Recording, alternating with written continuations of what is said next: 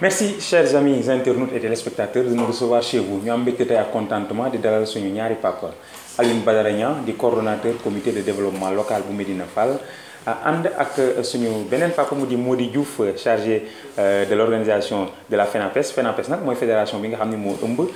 parents d'élèves ak étudiants yi nekk Sénégal waaye itam muy coordonnateur dialogue fii ci Thiès ville mu teew fi itam beneen casquette bi nekk conseil de quartier bokk également nekk ñaareelu adjoint délégué de quartier bu Médina Fall Alioune Badara Niang ñu gën ko xam ci Bada salaamaaleykum papa. maaleykum salaam Cheikh Rabi. Voilà merci beaucoup Cheikh ñu ngi am une tamit mbégte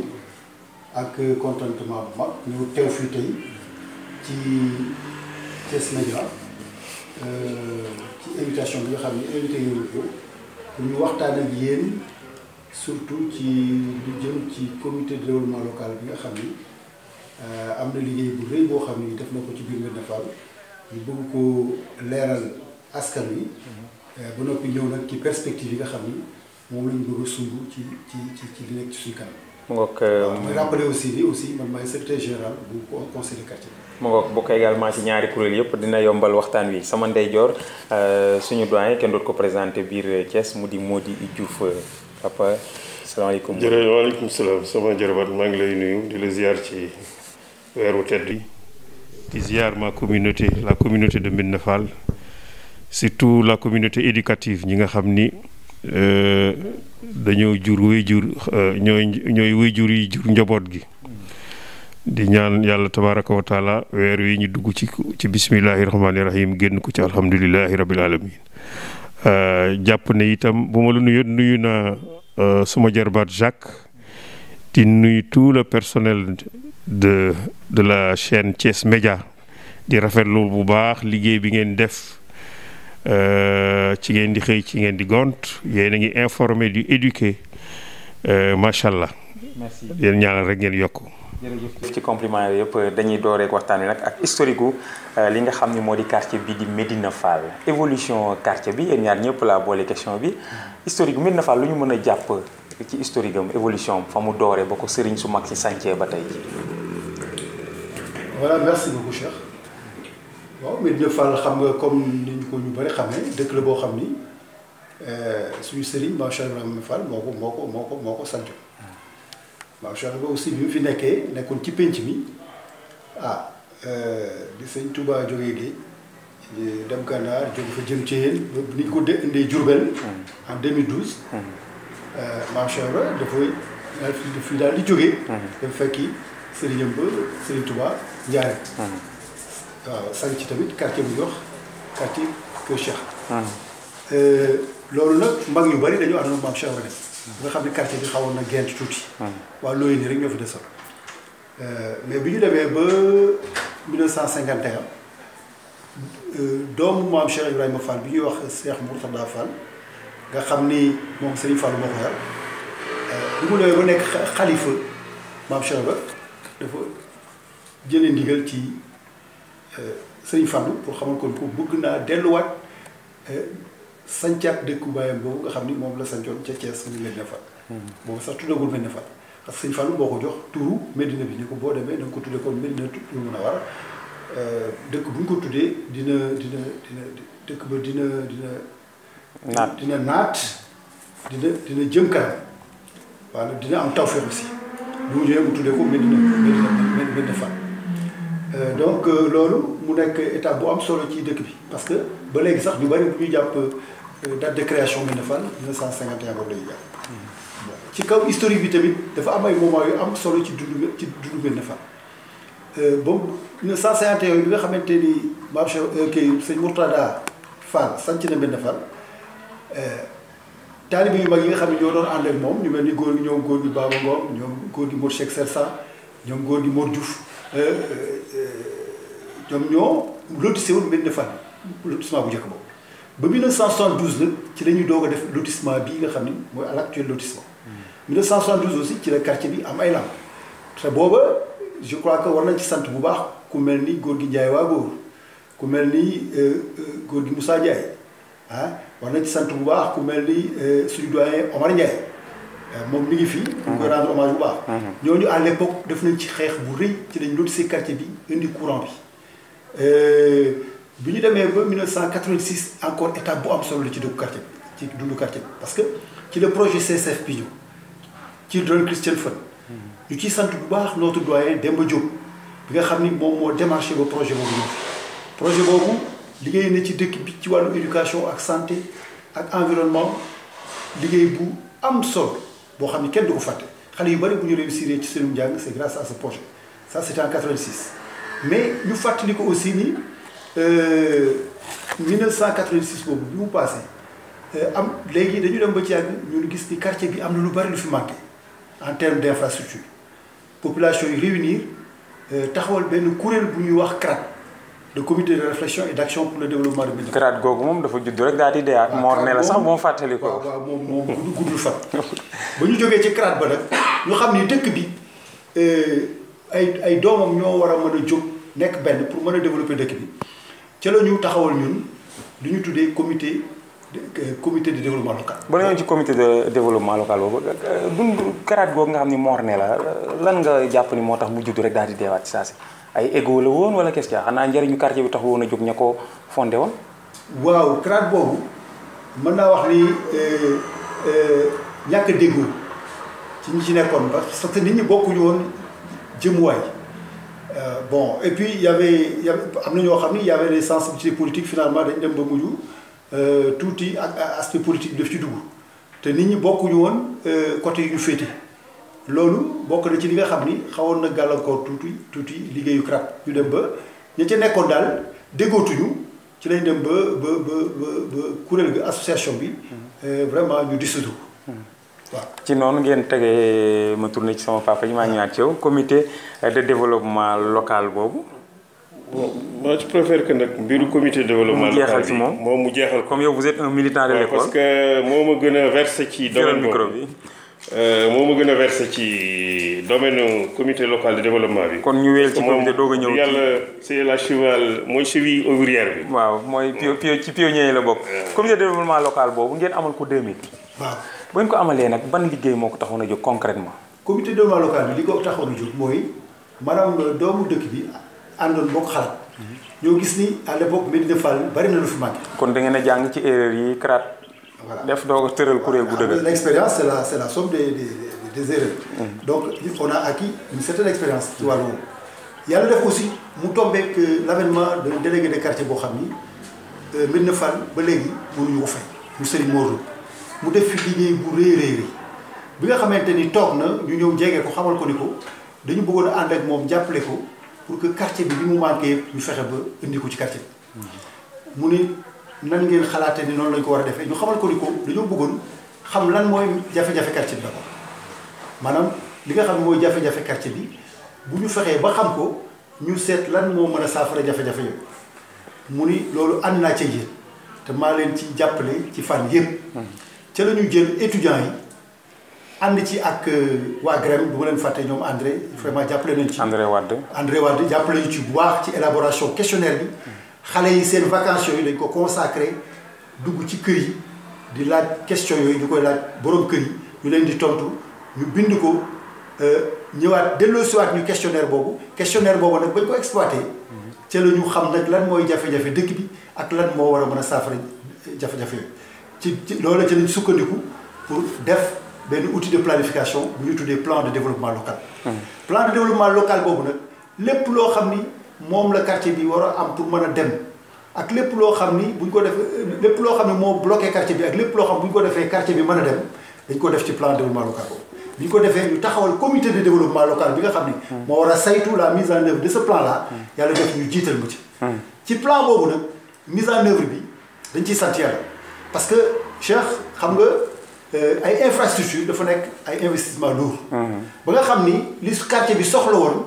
ñun dañu doon jàpp sax ni xañ na jiital nañu waaye xam naa ni dina jafe pour ñu réaliser ko wante yàlla li ma sëñ Mor doon wax ni Médina Fall moom bërigo bu ñu teg ci mbartal la ku ci teg sa loxo mu dem ku ci tegul sa loxo mu dem sëñ Mor le délégué de quartier bi sëñ am di remplacé loolu mooy dëgg li sëñ Fall waxoon aussi ni dëkk bi ca kanam rek lay dem loolu dëgg la parce que bi ñu defee plan de développement local bi ñu jiital ñu dañu commencé rencontrer autorités yi rencontrer les autorités au niveau de l'État rencontrer les autorités municipales rencontrer les partenaires au développement c'est-à-dire la coopération décentralisée c'est aussi les mécènes yi nga xam ni mën nañ jàppale ci yenn programme yi yàlla def plan de développement local boobu bi ñu rencontrer autorités yi je rends hommage à notre père François Blaise Sissoko parce que bi ma ko joxee copie plan de développement local mu am rencontre ak comité de développement local bi mu xoolee daf ni lii y a que l'État qui peut réaliser ça. ndax tellement investissement yi dafa demander xaalis. dafa demander xaalis. C'est lui qui a démarché pour nous mettre à l'époque en relation avec le maire de Thiès de l'époque, Idrissa Seck, qui était à l'époque aussi le premier ministre du Sénégal. Moom bi ñu ko rencontré waxtaan ak moom dafa kontaan parce que dafa ni jàppul woon ni doomu Médina Fall seen xalaat àgg na ci defar liggéey bu mel nii parce que nee na liggéey bi normalement état moo ko war a def wala maire yi moo ci waroon jàpp. ngeen def ko sans moyen loolu moom luñ ci mën dinañ ko def. La mairie amul moyen mais lu mu ñu waxoon à l'époque daf ni ñu ànd ak délégué de quartier Serigne Morlo mënuñu moom document bi dina ko denc te bis bu occasion amee lépp loo xam ni infrastructure la dañ ko réaliser. loolu nag vraiment tout le monde sait que man je musuma def politique. mais man dama nekk nit koo xam ni dama sama ngor moo may rey c'est-à-dire nit ku ma defal lu baax faaw ma wax ko. ku defal suñ communauté lu baax. dafa ñëw nii lépp lu nekk seen plan duñ ci dindi virgule ci kaw loolu ci lañu intégré ci yeneen programme ak ci programme indépendance 2004 ñu intégré ci parce que tali bii ngay gis dañ ko intégré ci programme ADM agence pour le développement municipal mu boole ñu ak Wade qui était là Wade bi nekk actuellement je crois à l'ADM moom lañ doon àndal ci liggéey bi ba tali bi taxaw bi ñu ñëwee taxawal aussi le poste de santé 2 c'est dans le cadre du plan la case des tout-petits c'est dans le cadre du plan de développement local la case foyer c'est dans le cadre du plan de développement local. ci gàttal daal lépp lu ngeen dëxëñoon. le lycée le collège le poste de police les plateaux multifonctionnels le lotissement de Médina Fall les programmes d'assainissement les programmes de microfinance les programmes d'alphabétisation la dynamique communautaire l'organisation de toutes les structures en association pour booster la dynamique communautaire loolu lépp plan de développement local bi moo ko doxal. dinañ ci diggaat ci kanam. xam naa dinañ ñëw ci zone irrégulière bu rek ndax xam naa jamono yooyu man na faal màggagul woon. waaw fu muy conclure mooy axe bi jógee Kër Mor Diakher dem lycée Médina Fall.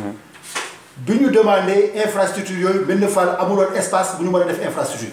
boo xoolee infrastructure yëpp ci partie Médina Fall extension la nag. parce que Médina Fall ci plan de développement local première priorité bi population yi demandé woon mooy nañu lotisser la zone d'extension. pour que doomu Médina Fall yi mën a am parcelle. ñi nga xam ne dañu dëkk ci dëkk bi di dem di jënd ay parcelles ci yeneen sites yoo xam ne lotir nañ ko ñu mën a toog pour que quartier bi mën a moderne infrastructure yi nga xam ne manqué na ci dëkk bi te amul espace bu ñu ko mën a def ñu mën ko def ci zone boobu. moo tax tey boo xoolee. presque totalité des infrastructures du quartier dafa nekk ci zone boobu. bi ñu ko defaree ba pare nag léegi mënuñu defar infrastructure te amul tali bu fa dem. dëgg la ci la ñu defar tali bi dans le cadre de notre programme bi jógee nii angle Mor Diakher dem ba lycée ba école Médina Fall 2. desservir le lycée la case des tout-petits la case foyer ak le poste de santé 2. mu ngoog xam naa foofu sax dinañ fa taxawani tuuti wala ñu def ci émission spéciale ndax ñi dëkkee wet googu woote nañ fi ay ndaje ak taskatu xabaar yi jooytu parcelles yooyu nga junj sànq ci sa biir wax xam naa dañ ci am beneen ndaje dañuy ñëw ci sama baay. 2005 waaw 2005 yi indi na coow yu bari jële ak zone irrégulière bi. xam naa dinañ ci dikkaat ci biir émission bi dañ ciy cof rek mais dañ ko yaatal boo xam ni plateau spécial lay doon ñu waxtaan ci ndax askan bi dëkkee foofu jooytu nañu jooytu yu metti sax woo taskatu xabaar yépp Mody Diouf moom mooy chargé d'organisation de la FENAPES mooy fédération bi ëmb parents d'élèves ak étudiants wu Sénégal yi waaye itam yor dialogue bi fii ci biir Thiès ville di coordonnateur bi fi ma lay njëkk a laaj rek papa yow militant école nga président Macky Sall nee na le 2 ci kàttanu yàlla daañu ubbi l'école yi ak feebar bii di Covid-19 bi yow lan moo ci sa taxawaay. jërëjëf Raoul xanaa d'abord bala ma répondre sa question ma rendre un vibrant hommage à mon jeune frère Bada Niang wax naa la sànq bi nga may poser la question sur le comité local de développement ma ni la bokk na ci personnes yi gën a indiqué pour avoir très tôt réfléchi anticiper ci problème mu quartier bi ba tax na bu ñu jëlee soxor teg de côté bu ñu jëlee leneen ak ñeneen toog de côté képp ku dëkk ci quartier bi war nga ko rendre un hommage parce que man xam naa ci dara dinaa faral di wax ne ko bu ñu ma joxoon benn diplôme di ma wërloo quartier bi di ma seetal l'homme le plus utile à sa communauté moom mi laa koy jox te man Raoul je ne suis pas un spécialiste de l'éloge man du ma tàggkat Diouf laa sant comme ni nga sante Samb keneen sante ko neneen ak neneen sama maam je suis kayorien par ma naissance mais séeréer par mes origines loolu nag boo ko waxee ci réew mi war nga xam ni boo duggee Kajoor Lat Joor sa maam la boo duggee Siin it Buur Siin sa maam la mais du ma spécialiste de l'éloge du ma tàggkat maanaam tàggkat am nañu ko moom ci réew mi mais damay interpréter ay fait moo di lii la Bada wax ak li mu liggéey ci quartier bi mën naa kitaabu ni sama génération gisuma ku ko def li ma ciy complété moo di il a fait tout à l'heure l'historique du quartier wax la ni la sunu maam Serigne Mor Talla Fall nga xam ni moo nekk deuxième xalif général des Baye Fall moo topp ci sëñ Modou Moustapha sëñ Modou Moustapha bi mu nelawee 1950 1951 sëñ Mor Talla moom moo yore moo nekk xalif général des Baye Fall poste de santé bi fii nekk ci Moscou bi moom lañ ko tuddee bañ ko ba mu nekkee xalif la jël góor gi ñuy wax góor gi Jibril Kane mu nekk le premier délégué de quartier kooku moo fi nekk ba 1976 dafa cumulé woon et Médina Fall et Kër Cheikh bi mu fi jógee sunu beneen waajur bu ñuy wax sama baay Cheikh Diarou Diop yal na yàlla yokk leeram moom moo ko fi remplacé ba mu fi jógee nag xalifa gi délégué de quartier bi dugg ci looye sama maam kër sama maam sëñ Babacar Lo moom la ñu tuddee avenue bi xam nga fii réalité Médina Fall ak réalité Mbàkke gële ci Touba boo fa demee xalif général des Baye Fall ñooy tànn ka fay nekk délégué ba ca Méditul Munawara gële ci njaarim loolee mooy dox jaar ci sëñ Mor Lo dem si yàlla qui a marqué vraiment son époque moom itam macha allah un délégué compétent très ouvert mais xàmmee élégant man moo tax toujours mooy wax xale yi ni leen bu ngeen di wut Baye Fall yéen ñi nga xam ni da ngeen ni ay Baye Fall ngeen di référé wul nee naa leen Cheikh Ibra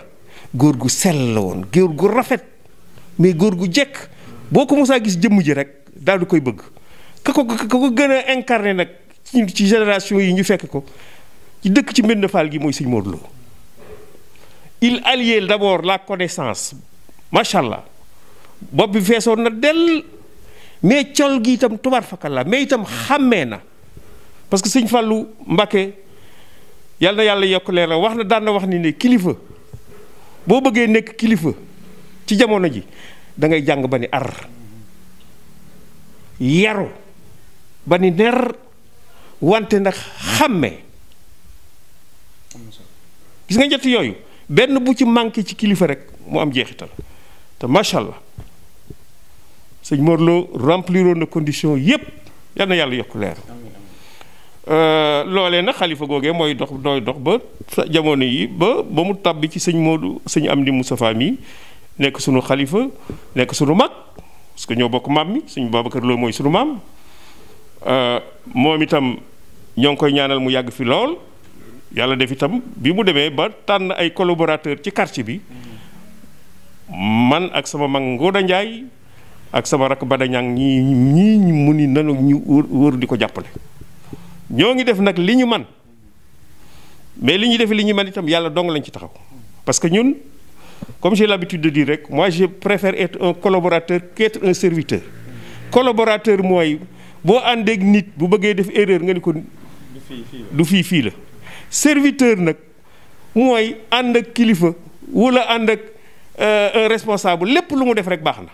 gis nga boo ëllëgee bu duggee ci pax nga ma dugg ci pax. ñun nag non on préfère être des collaborateurs. parce que l'histoire encore va retenir notre nom. dinañu toog fi ba génération yi ñu fi ñëw ëllëg ñuy bindaat l'histoire du quartier ñu ni waa événement yi am fii booba ana diw ak diw ak diw ak diw. pour faire la transition ci système éducatif bi nga wax sànq. ñeenti at ci ginnaaw bi crise scolaire bi amee te ñu àndoon ak syndicat yi dem Tivaouane seeti xalif général des Tidianes sëñ Mbaye Sy Mansour ba may wax ak moom ma ni ko sëñ bi tribunal de l'histoire dina am mu ni ma tribunal de l'histoire mooy am ma ni ko crise scolaire bi am ci réew mi école bi yàqu sunu doom yi jàngatul mais dinañu toog ay génération yuy ñëw ëllëg ñu ni waaw lii bi muy am boobu ana sëñ Mbaye Sy Mansour boobu ana responsable syndicat yi boobu ana parents d'élèves yi ma ne ko génération yi ñëw dinañu fi toog dinañu gërëm wala nu mere. donc dañu jël suñuy responsabilité. pour aller plus vite ndax dañu am contrainte de temps. waaw loolu nag ci dogal bi président. waaw loolu nag c'est bien beau rappel historique bi ci am solo waaw day am solo pour ñi seetaan dama koy rapproché rek. ci lii am actuellement. dëgg la. Covid 19 bi. Covid 19 bi ak ubbi teg juróom-benni fan bërkaati démb le ministère de l'intérieur daje na la CGET c'est G7 mooy le syndicat le plus représentatif. ñu jéem a réfléchir sur les modalités d'ouverture ci 2 juin yi buy ñëw ñun parents d'élèves yi nag bu ñu sañoon suba musiba bii dal ci réew bi yàlla jëlee ko fi. mais est-ce que gënoon woon a jekk Mody Diouf di fàttali tamit yow yaay coordonnateur dialogue bi Thiès-Ville gënoon a jekk dajeeg ñi nga xam ne ñoo yëngu ci biir l'école bi ba pare doo ko wax ban date la ñuy reprendre njàngale mi ak njàngam. waaw loolu sax ministre bi def na ko. dajale na mouvement parental bi ak tous les différents acteurs de l'école ñu taxaw ci décision bi ñu mujj jël bërki démb pour gàttal li may wax moo di dinañu créer ay comités régionaux ak comités départementaux suba wala ginnaaw suba préfet wala gouverneur mënoonoo woo ñun waajur ak syndicat yi fii ci Thiès ñu toog ñu xool préalable yi pour yi xale yi mën a jàng mais dama ni xale yi pour ñu mën a jàng il faut que ñu déglu docteur yi ñuy jox mbir mii ñu koy saytu wante itam faut que état bi jël ses responsabilités parce que confiner waajur yi ci kër gi ba pare ñu libérer sunu doom yi ñu dem ci école bi te bu ñu demee ci école bi toutes les conditions ya ca waroon sanitaire wutal leen ay masques wutal leen nangam ak nangam. ñu désinfecté école bi nangam ak nangam xale yi surchargé boo demee ci lycée bi. boo demee ci école primaire yi 100 élèves nga fay def dama ni il faut que yenn conditions yi ñu wax yépp ñu remplir ko. pour xale yi la ñu mën a jàng. jàpp nga ni ba lépp di normal remplir ñu benn condition ak situation exceptionnelle bi fekk le 2 daañu fi mën a matal loolu ba dankalikoo boobu bu xante bi rassemblement yeeg bañ a am ci classe yi. waaw naam xañ na laata loolu am effectif pléthorique bi ci école yi yàgg nañ ko jooy mais compte tenu de la demande ak l'offre wante nag puisque ñoom it dañuy échelonner ouverture bi à partir du 2 xañ na xale yi war a def examen rek élèves yi def CM2 ak ñi war a def BFM ak ñi war a def bac ñooñu dong la ñuy nangu ñu ñëw ci école yi mais jàpp naa ni bu boobaa compte tenu de nombre de classes yi nekk ci école bi war nañu mën a éclater xale yooyu ci biir classe yi bu ko defee li mesures yi ñuy jël aussi itam pour que xale bi war a mën a bañ a jige moroomam war a mën a yore maskam buy dugg ci école bi la ca war ci raxasu ci geste bari yooyu yëpp ñu def ko. donc jàpp naa ni état bi bu ko bëggee war na ko mën a dem mais nag man dama tiit Jacques li may tiite mooy. sama réew malheureusement dañuy wax ji dafay ëpp jëf ji firnde ji rek bi ci mujj rek mooy vivre yi ñuy distribuer ministre bi ñu ko yore ba mu joxee lan la waxoon ci fukki fan pratiquement dinañ joxe lépp gis nga ko boo demee Ndakaaru benn gox ci Ndakaaru rek mënuñu koo jeexal. waxuñu ko joxe Médina Fall fu ngeen ci toll ak comité développement local bi ban taxawaay la ci am Badara Niang la transition est trouvée. ah moom mooy secrétaire général bi moom il est la personne la transition Badara Niang distribution waaw parce que on parle de la situation bi ñuy dund exceptionnelle mu di confinement bi wala semi confinement bi mu wax ba état génne aide alimentaire d'abord comité de pilotage bi am na ñu bari ñu ni day am ñoo xam ne dañuy am ñaari yoon kër yoo xam ne dañuy dem kenn nekk ci registre national bi muy RNI bi ñu ñëwaat ci li nga xam ne mooy ndimbal bi jóge ci l'État tur woowu nekkaat ca bu ko defee ñeenti kit wala ñett dugg ci benn kër est-ce que loolu jaadu na. waaw loolu de bu amee tamit du Médina Fall parce que dafa naa ne parle sous le contrôle de Mody bi nga xamee ni ñun daje nañu le délégué de quartier dañu génne d'abord RNI bi le registre national unique. nga xam ni ñi am bourse familiale yëpp ñu ngi ci. maintenant complément bi des muy 544 bénéficiaires yi ñu répartir ko en 10 zones répartir ko ci 10 zones parce que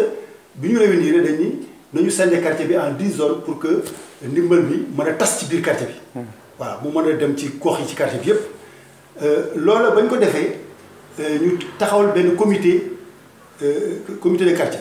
comité de quartier boobu ñoom ñoo def ciblage bi. bi ñu defee ciblage bi dañoo delloosiwaat liste yi bi ñu ko delloosee dañoo ubbiwaat RNU bi def toilettage yu texte yi toilettage yu liste bi xool ba xam est-ce que liste yi ñu indi amul double emploi. amul doublon kon. waaw amul doublon. fii biir Médina Fall. bi ñu indee di xool amoon na ay doublon am na ñoo xam ne bindoon nañu ay nit ñoo xam ni amoon nañu bourse familiale. mais bi ñu defee vérification yi. ci lañ ko gis ñu supprimer yooyu remplacer leen par d'autres. parce que ñi am bourse familiale normalement ñoom dañuy bénéficier ci vivre yi. donc Médina Fall daal li ma mën a wax mooy. 544 nag boo ko bëggee séddale biir Médina Fall. nga xam ni zone bu nekk ku nekk 40 lañ ko joxoon. maanaam zone bi 10 zone bu nekk 40 lañ joxoon. xam nga loolu asaka la. matul waaw te li ma wóor mooy rencontre yi nga xam man fekkee naa ko gis naa ni ñoom vraiment veillé nañu ci respecter les critères d'éligibilité c'est-à-dire jël ñoo xam ne ñi amuñu ay revenus réguliers lu mel ni ay salaire wala lu mel ni ay pension seet ñi nga xam ne tamit ils sont compactés par la Covid-19 comme chauffeurs yi nga xam ni dañ daan jóge fii di dem Dakar wala Tamba wala feneen te mënatuñoo dem ñi nga xam ne dañoo liggéey ci garage yi wala ñu daan dem ci luuma yi di jaay te yooyu yëpp amatul donc yooyu ñoom lañu privilégié bon beneen bi mooy ñi nga xam ni moom vraiment avant même Covid bi am yàlla dafa def ñu xawoon na néew doole ba nga xam ni dañu amoon problème de survie ñooñu tamit jéem nañ leen a jël mais xam nga mënoo matal ñëpp donc pour en conclusion li ma mën a wax man ko seede fii mooy Médina Fall moom le travail a été fait très normalement waaw te comité bi y avait l'imam y avait le clergé y avait le conseil communal de la jeunesse il y avait les ASC il y avait le comité de développement sanitaire il y avait les directeurs d'école il y avait les bajjenu de gox il y avait les groupements de femmes donc il y avait presque 10 personnes la yoo xam ni représentation communautaire. kon daal am na transparence. am na transparence. yow laay wëlbatiwaat am na transparence am na équité. mu wëlbatiwaat ci sama beneen invité bi di fàttali moom Mody Diouf nag FENAPES la bokk waaye nag ñaari casquette la fi ñëwee tey ndax mi ngi koy daal également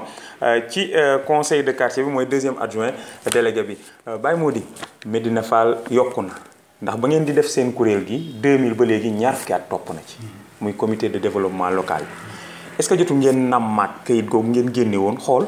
ni askan wi màggee bañ naan Médina Fall 2 beneen quartier xaw ma ndax noonu la amee administrativement am déet ndax am na beneen délégué bu fa nekk ndax loolu jotul ngeen xoolaat tamit taxawaay bi ngeen ci war am surtout yéen lu jëm ci wàllu l'école. waaw mais taxawaay bi Raoul ma fàttali la rek di mois de novembre bii ñu passé bu ma juumee sama rakk Bada rectifier ma organiser nañu benn forum fii ci Don Bosco pour réfléchir sur le problème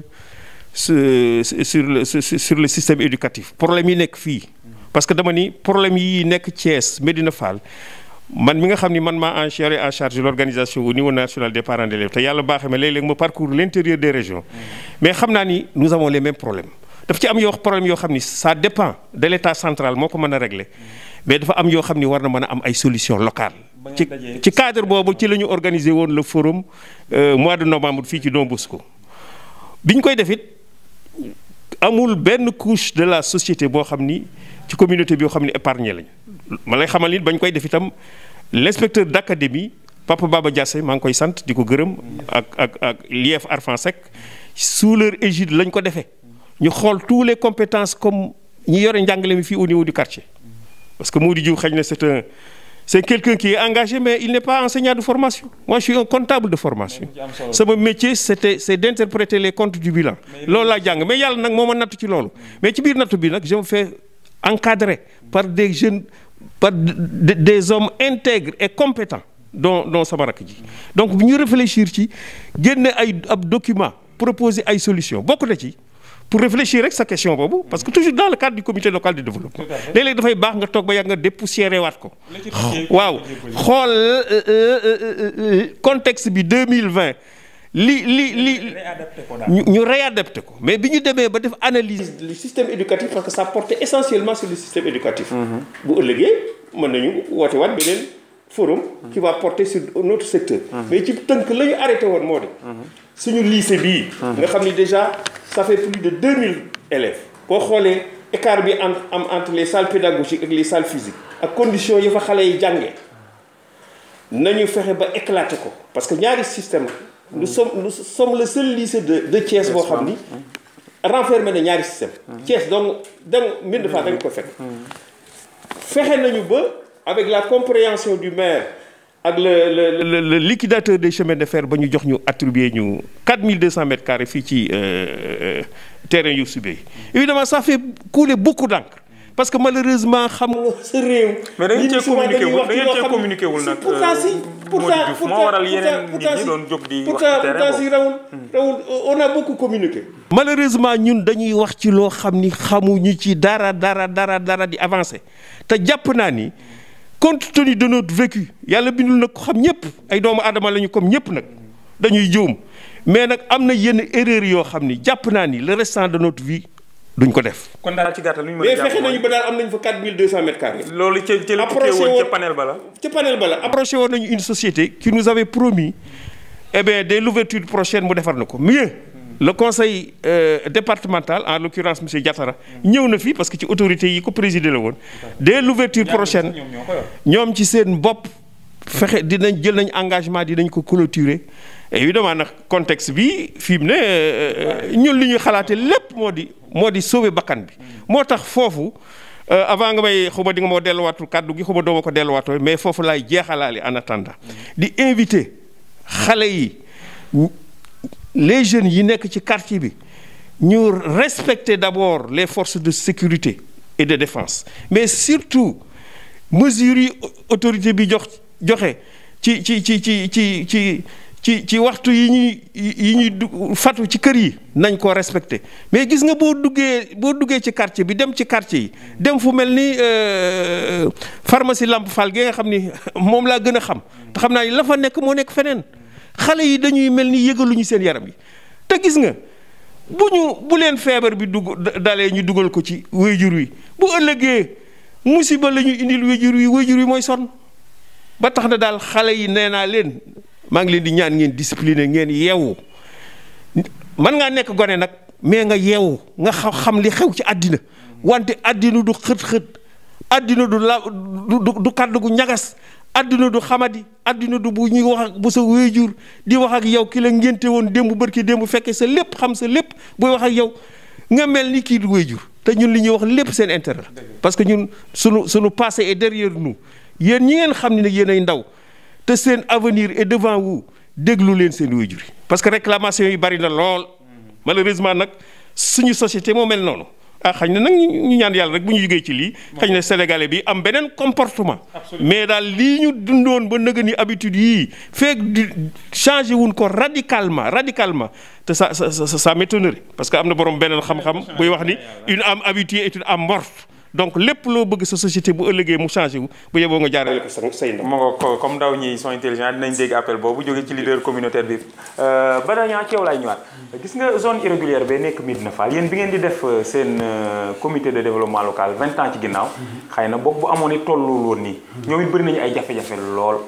daje toogaat naat beneen day itam am ñu dëkk Médina Fall lenn ci askan wi di ñaan nan ngeen leen def pour dimbale leen porter seen combat yéen ñi bokk ci conseil de quartier bi pour ñu am ay këyit seen kër yi loolu fu ngeen ci toll. voilà merci beaucoup Cheikh xam nga projet zone irrégulière bi. bu fekkoon ni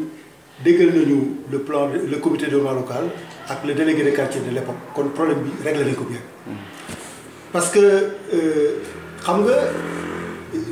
boo xoolee parti boobu kenn la tiru. donc boo xoolee ñu bëri c'est à partir des années 70 la ñëw commencé implanté foofu mooy année sécheresse bi. nit ñi dañuy ñëw rek jóge ci àll bi ñëw daal di. fàkk dëkk voilà. donc dëkkin bi nekk dëkkin woo xam ne rafetul ci quartier boo xam ne dafa nekk ci biir ville bi norme d'habitat yi dëppoowul ak norme yi nga xam ne moom la jamono laaj.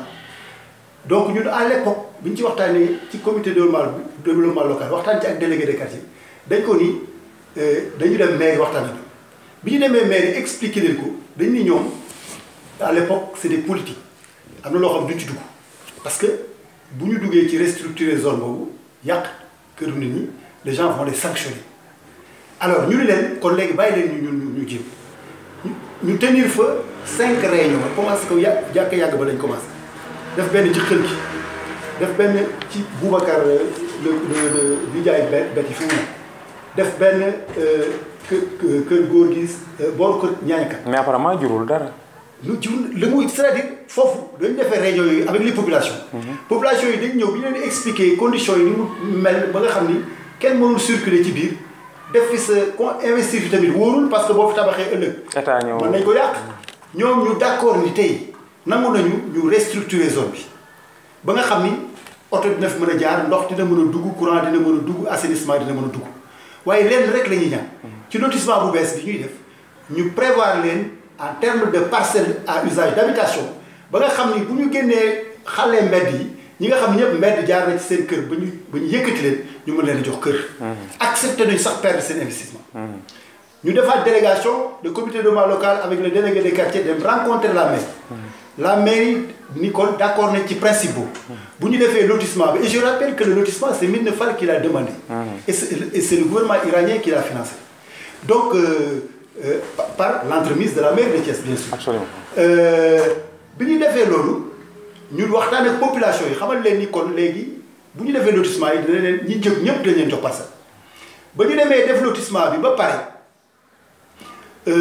sëñ Mor ni ma da ngeen di dem rencontrer waat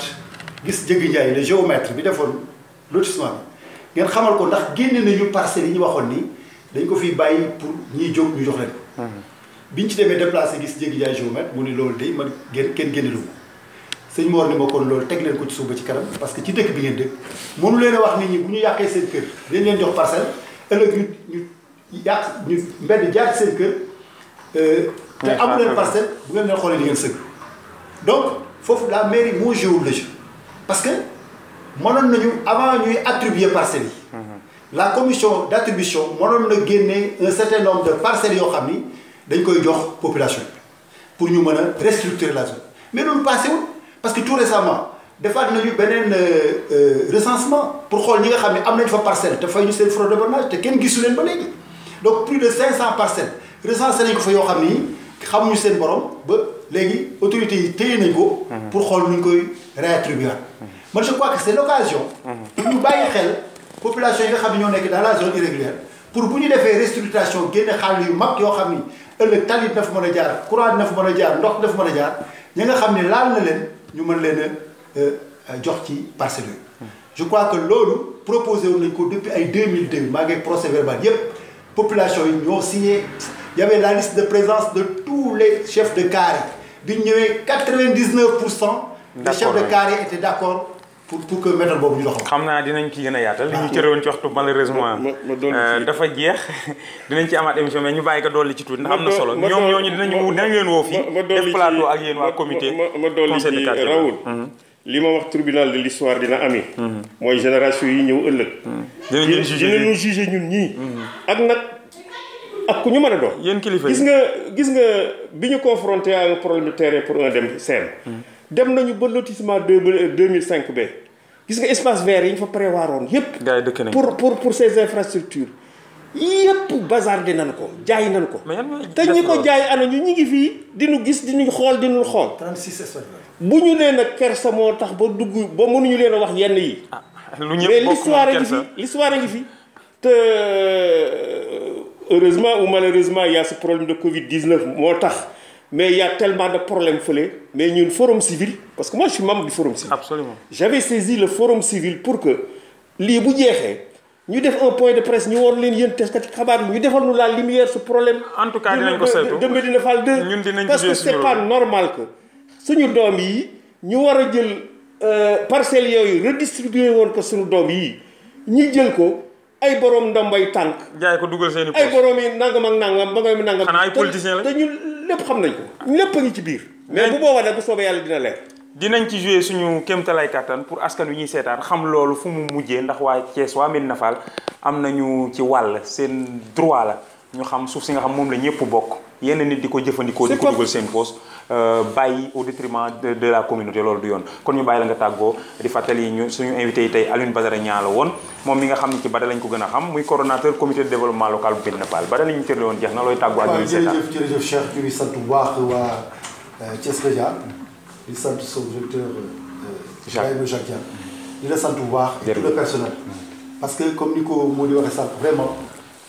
chaque fois dañuy jox opportunité ñu mën a adressé wu à la communauté li nga xam ni bëgg nañ leen ko àggale ñu jaar par le canal de Thiès Média pour que population yi gën a xam nga xew kon ñu ngi leen di sant bu baax di leen gërëm di wax ni li ñu war a wax yëpp waxuñu sax asaka ji dinañ ko yaatal. c'est pourquoi Cheikh je vous demande vraiment ñu def programme waat ay yeneen rencontre parce que am na lu bëree loo xam ne bëgg nañ ci waxtaan te li ñuy waxtaan nous avons été témoins de l'histoire. c'est-à-dire dañ koo dund. je vous le promets waxtaan nañ ci ak Jacques le PDG ci suba. dinañ leen demal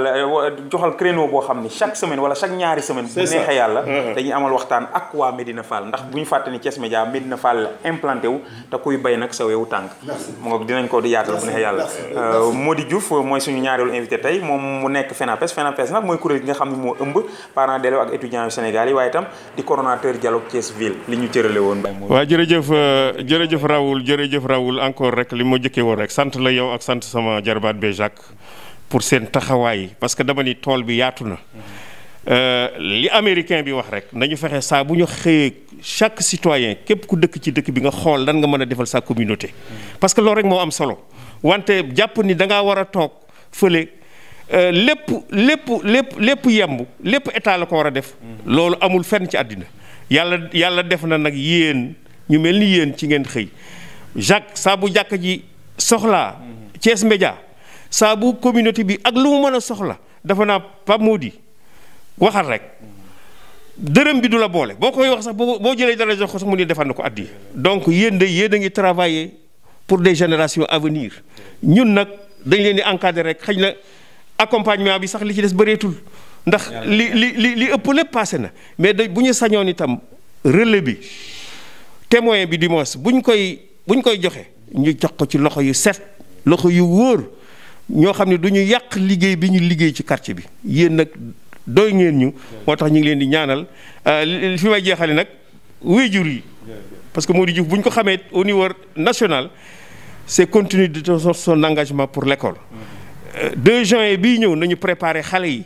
mais bu soobee yàlla ñun ñi leen représenté itam ci kuréelu parents d'élèves yi ci kuréelu dialogue social bi dinañu fexe ba li ci war ci sécurité ci sunu doom yi bu ñuy jàng état bi dina jël responsabilité parce que nag ñun day kenn yilifunu à part yàlla kenn yilifunu li nu yitteel rek mooy l'avenir de nos enfants te coono bii nuy sonn wéeruñu ko ci kenn ki ñu yaakaar ni bu ëllëgee coono boobu dina ko wekki ci ñun mooy sunu njaboot gi moo tax nag sunu njaboot gi dinañu jaral lu ne ëllëg di leen sant di leen gërëm jërëjëf mu ngoog kontaan nañu tey ndax suñuy ndijaay au delà de statut suñuy ndijaay la ñoom la ñu dalaloon tey dinañ ko yaatal comme ni ñu ko waxee waxtaan nañ ci suba en réunion daañ ko yaatal ba chaque semaine wala chaque 2 semaines ñaar ay bés bu ne ñu dalal leen fi yéen waa comité de développement local bu Médina Fall ñu waxtaanee mbiri quartier bi